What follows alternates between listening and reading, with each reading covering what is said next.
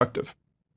Let's leave aside the above arguments about robust economic interaction and the fact that cultural integration is already well underway, with roughly 1/9 to 1/6 of U.S. citizens, it depends who is doing the math, identifying themselves as having roots in Mexico.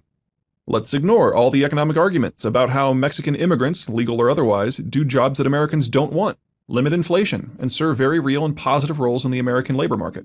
Let's ignore the moral and legal implications of expunging the United States' illegal communities.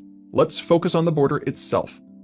I've already said that Mexico, even in the best of times, cannot secure the border. Well, neither can the United States.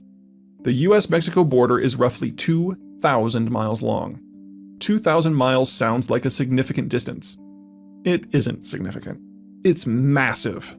That is double the length of the European Cold War border, a border that could only be sealed by turning the broader region into a national security zone under military rule.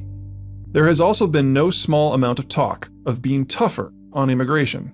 This ignores basic human nature. The US government is far more capable than Mexico's.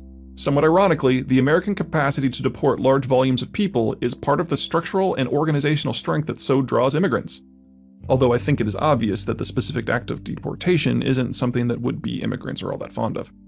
Even stronger illegal migration penalties would not have much of an impact. Mexicans and Central Americans are fleeing not just poverty, but also the insecurity of the drug war and various Central American juntas. So unless US policy is going to be to shoot people on sight in the border zone, the Departments of Immigration and Homeland Security just aren't capable of counter-intimidation of anything like the environments the would-be immigrants are running from. So if the border cannot be sealed, if the allure of the United States cannot be dampened, and if policy failures in Mexico will only enhance integration, the United States is simply stuck with a large illegal Mexican and Central American community. Considering the lack of viable options in American public discourse, what does the presence of 8.5 million illegal Hispanic immigrants mean? Most have probably heard about the horrors of the Mexican drug wars, where kidnappings, assassinations, mass murders, public body dumpings, and beheadings are regrettably all too common. What is less understood is the link between illegal narcotics and illegal immigration. Because illegal immigrants are undocumented, they have difficulty gaining access to the basic pieces of modern society, including identification such as driver's licenses and financial access such as bank accounts. That has a far more damning impact than it may seem at first blush. With limited access to the banking system, illegals operate in the cash economy. They are far more likely to have significant quantities of cash on their person or in their home at any given time. Since illegals fear being discovered and deported, they often do not contact law enforcement when such inevitable attacks happen.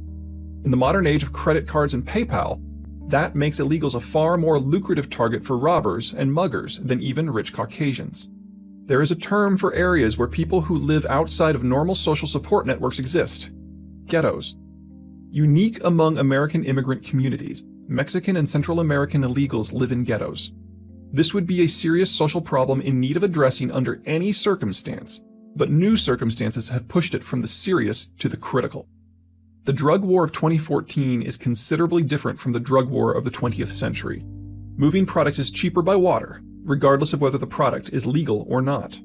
As such, most interstate trade in illegal narcotics, just like interstate trade in any other product, originally traveled by water. In the United States, this made the port city of Miami the premier entry point for illegal narcotics. Small fleets of vessels would swarm from Colombia and Venezuela to Miami, and from there the drugs would percolate throughout the country. The 1980s hit TV show Miami Vice wasn't just a gripping drama, but was a little bit of geopolitics distilled into televised form. As a maritime power, however, maritime interception is something that the Americans are very good at. Once the Americans figured out what to look for, they were able to improve everything from port security to Coast Guard patrols, sharply limiting maritime and airborne shipments first into Miami, then all of Florida, and in time all coastal approaches.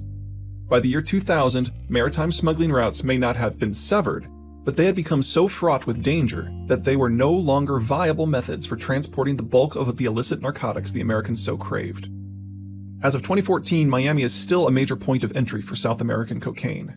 Most of it comes through Venezuela and up the Lesser Antilles chains to the Dominican Republic and Haiti before making the jump to Puerto Rico, a U.S. territory. But strong American and Cuban patrols, drug interdiction cooperation between the United States and Cuba is perhaps the highlight of the two countries' relations, prevent this flow from being more than small volumes smuggled in the holds of larger vessels or pleasure craft. resulting in much higher overhead costs and much lower volumes per shipment. This route is a faint shadow of what it used to be in its Miami Vice heyday.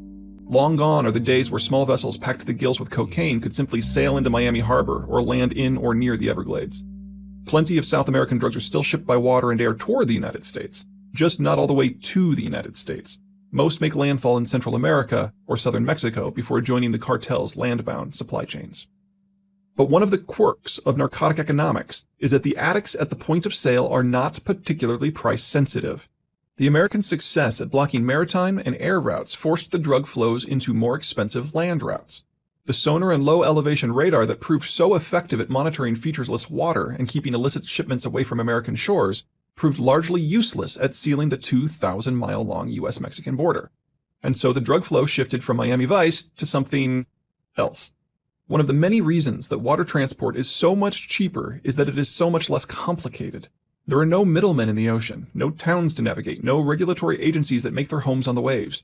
You leave port, you sail, you can sail around anything you don't like the look of, you enter port, and that is it. On land, there are physical borders to cross. You must follow existing infrastructure. You must deal with local regulations, customs, and law enforcement at a plethora of stops along the way. But all this adds more than simply cost. It also ensures that the shippers become intimately involved in every aspect of their transport routes. And should shippers using two different routes find themselves operating at the same bottleneck, say a mountain valley where their routes merge or an international border crossing, competition erupts. In the case of Mexico and drugs, these features generate two results. First, they drive up the cost of the cocaine that ultimately reaches the United States. While drug smugglers aren't exactly sticklers for filing statistical data, the Department of Justice estimates that the Mexican land portion of the cocaine smuggling routes adds about $10,000 to the cost of a kilo of cocaine, about $10 a gram, as compared to 1980s seaborne routes. That is a lot of money being used to employ, corrupt, bribe, and or heavily arm a great many people across the length and breadth of Mexico's many smuggling byways. The landbound nature of the smuggling routes introduces so many increases to the price of cocaine that it is all but inevitable that large, well-funded organizations will arise from the trade. Best guess is that the Mexican portion of the drug supply chain has an annual turnover in excess of $60 billion, roughly 4 to 5% of Mexico's legal GDP.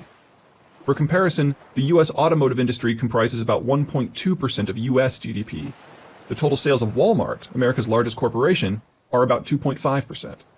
Second, it also guarantees that these well-connected, well-funded organizations have a lot to fight over. We know that competition as the Mexican drug war or the cartel wars. It pits the various cartels against one another, battling for control of key nodes throughout northern and southern Mexico, up to and including the major border crossings to the United States.